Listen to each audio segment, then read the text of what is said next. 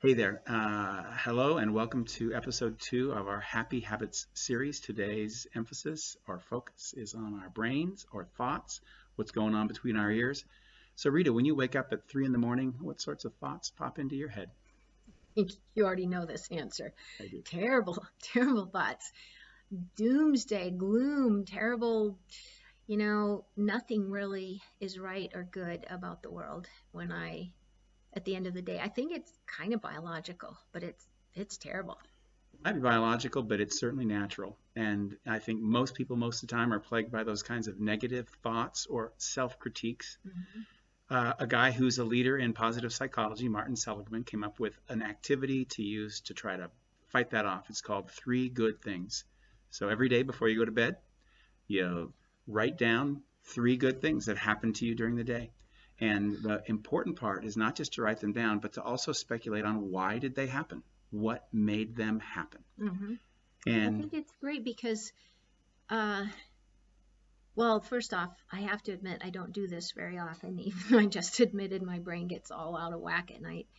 But I think getting to know yourself better and think about why you pick out three things is part of the process too.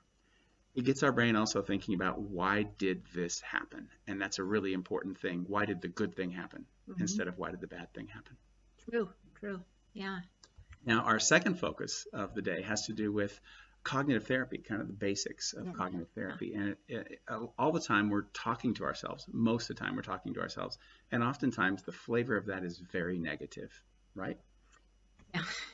We've learned from, I don't know, growing up and authority figures in our life to say some pretty scolding, negative things to ourselves. And in graduate school, I learned about this the first time. I of course, had been talking to myself my whole life, but I thought, wow, I can say something different.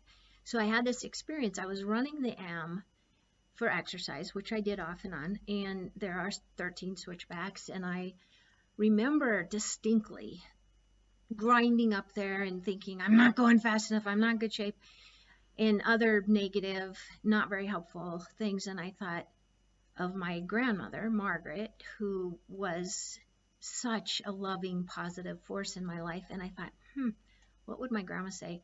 And I imported that voice and I said, wow, sweetheart, you're running the M.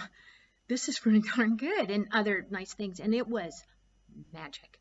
I felt completely different about that run, and it's lasted for 30 some years. So I highly recommend a better voice. What's profound about that is that just shifting from the scolding voice to a more gentle and compassionate voice. And so if you can find one in your head and switch it, great. Yep, just talk nice to yourself. Now, we know some of you face some really difficult days, Mhm. and you're working with difficult people. You got a zillion emails. You got people you need to physically feed or bathe. Not easy. But if you import this voice that says, wow, wow, what are you doing right now? This might be saving a life. This is bringing comfort to another human being. I'm making it through. I'm teaching. This is good stuff. So try it out.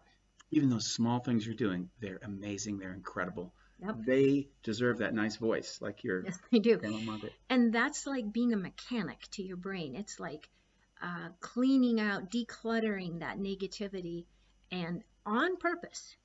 Dr. Posse Pens is talking right now. On purpose, you put some good things in there and you rehearse them. Yeah. Third activity, really